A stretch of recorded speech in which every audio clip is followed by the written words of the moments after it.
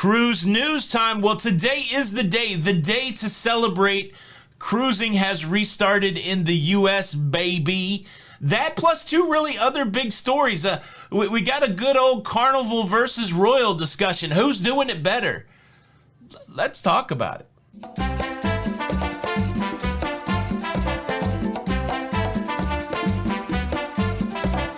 Hey, what's up, everybody? Welcome back to Lido, Loca. I'm your host, Tony, here with the latest cruise news updates. Well, here's the layout for today's show. We got to talk about the little cruise line that could down there in West Palm Beach. We got to celebrate what's going on in Fort Lauderdale with the Celebrity Edge and Carnival. They dropped a little bit of an Emuster bomb. I don't even think they call it Emuster, but the Emuster process. Why I think maybe Carnival has the edge over Royal. How about that? And hey, let me say, I appreciate everybody that engaged in that show yesterday. Is this the end of cruising? As we hear about COVID cases, is this the end of cruising? I appreciate all the people that got the video. There was a handful of people that are like, this is just some clickbait. Look, if you don't get it, you don't get it. I can't help that. But the conversation was about the hysteria over canceling cruising every time that somebody mentions the word COVID. And so the title, the thumbnail completely matched the conversation, and most people got through and got that. So a big thanks to you. I just want to clear it up. Some people say some really crazy things in the comments. Do I make YouTube videos? Do I want them to get a lot of views? Yes. I do want my videos to get a lot of views. Why would I put my message out there if I did not want to get a lot of views? Do I make more money when the videos get a lot of views?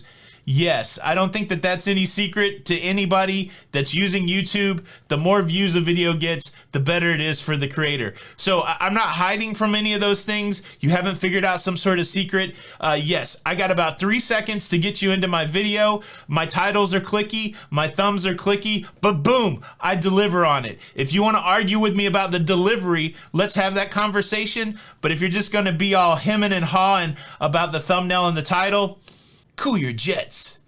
Look, I know you didn't come here to be the next whiz-bang cruise tuber. Let's just get into the cruise news. First cruise news story, Bahamas Paradise, the little cruise line that could down in West Palm Beach, Florida. They have been approved for their test sailing, and they will be going on their very first test sailing on Monday. You may be saying, well, Bahamas Paradise just won the cruise ship in their fleet. Who cares? It's important. The more cruise lines that start cruising from the United States as quickly as possible, the quicker we get to full-on cruising. So that's a big story. That's an important story. We celebrate with you, Bahamas Paradise. Story number 2, and it's probably the biggest story of the day, but story number 3 is about a change that Carnival is making on their cruises that has me excited. So if you love Carnival, really it's going to apply to most of cruising. Make sure you stay until story number 3. Story number 2, today is the day. It is June the 26th, 2021. The Celebrity Edge will be sailing from the United States down there at Fort Lauderdale with paying passengers. For the first time since the cruise shutdown, we have a cruise line sailing with paying passengers. This is the cruise restart. That ship will be sailing 99% vaccinated guests. There's going to be 2 adults that are unvaccinated and 24 kids that are not vaccinated. And so this is really going to be a test to see what happens when they get out on the sea with a majority vaccinated cruise, how it will work. Exciting times. We celebrate the fact that Celebrity Edge is going out today. The U.S. cruise restart officially begins today. How about that? And finally, I got a huge story coming from Carnival Cruise Line. They've released their protocols for their new muster process, and it's pretty sexy. Before I tell you about it, I want to quickly invite you to subscribe. If you like staying up to date with everything that's going on in cruising, please consider subscribing with the notification bell on. That way you don't miss out on any of these shows. It doesn't cost anything. It helps us out. We're getting close to a special number.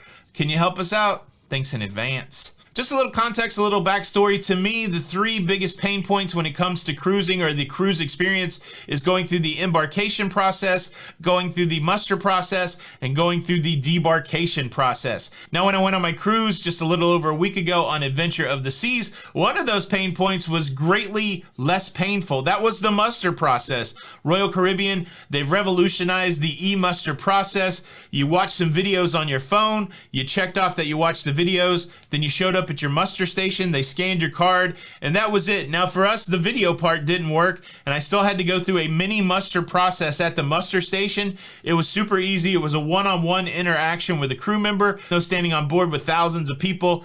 It was pretty sweet. And so that was the Royal experience, but like many, I cruise more than Royal, and I've been curious as to what the Carnival cruise experience would be like. Well, a brand ambassador, John Heald, laid out what the e-muster process, I don't think they call it e-muster, that's a Royal thing. They've laid out what their new muster drill process is going to be, and it's even, I think it might be even, we can debate this in the comments, I think it might be even sexier than a Royal Caribbean's. It could be apples to apples, who knows? But anyways, here's how it's gonna work on Carnival. As soon as you get on board, or any time before, I would assume, a cutoff time, you go to the muster station. It's going to be on your card. It's going to tell you where to go. So you got to find your way to the muster station. As John Heald rightfully points out, this really is the most important part of the mandatory safety drill, knowing where to go in case of an emergency. And so they're going to train you that right off the bat. You gotta figure out where your muster station is, and then once you get to your muster station, you interact with the crew member. They're going to scan your card. They're going to sign you in. They're going to say, yes, these passengers have figured out how to get to where they have to go. And then the rest is back to you. You go back to your cabin. There's a safety video that you get to watch that features NBA Hall of Famer Shaquille O'Neal, the fun ambassador for Carnival. You get a little time with Shaq, and that's it. How about that? I like the fact that they're sending you to the muster station to get signed off first, and then it does sound a little like the honor system that you watch the video on how to put on the life jacket and all that, but at least you know where to go in case of an emergency. I like it. I think this is I like the fact that they're putting the go to the place before anything else, because that is the most important thing. Makes a lot of sense to me. And it's a very interesting thing what Carnival's doing, at least I think. When I was talking about everything that I went through on Adventure of the Seas, a lot of people rightfully pointed out, wow, so much of it seems to depend on the mobile phone, on the cell phone, but I don't carry that. So what am I going to do? Well, this is interesting. Carnival, their e-muster process, there's no technology component involved in it. Go to your muster station, scan the card, that doesn't require a phone, and then go back to your stateroom and watch the video. So Carnival may be a little ahead in this idea that sometimes when people get on a cruise ship, they don't want to use their cell phone, they don't want to be connected to anything. So it'll be interesting to see if the other protocols they come out with, like menus, for example. That was the big thing on Adventure of the Seas. You could get a paper menu, but that wasn't the preferred way. They wanted you to use your mobile device, scan a QR code, and look at a menu. It'll be interesting to see how Carnival handles that. Does Carnival have the edge because they're not making people dependent on their mobile device? Interesting. It is an exciting day for cruising. Cruising is back, baby. It's the beginning. This is where we watch going forward. I'm so optimistic for this cruise on Celebrity Edge. I know there's some content creators on there that we know, JJ Cruise, EECC Travel. I'm sure there's others, but make sure you check them out if you want to see what's going on the Edge. And finally, let me kick this question over to you. What do you think about these new changes, e-muster, that kind of thing? Do you use your phone on the cruise ship, or do you like to stay disconnected? That's a good conversation. Let's talk about that in the comments. Thank you so much for checking out the show today. I hope you enjoyed it. Please show your support by hitting the like button, or I'm changing the Wi-Fi password at your house. Then you won't be able to watch TikToks while you're going to the bathroom. Just me? I don't know. It's Tony for La Lido Loca, and until the next time, we'll see you on the Lido. Bye.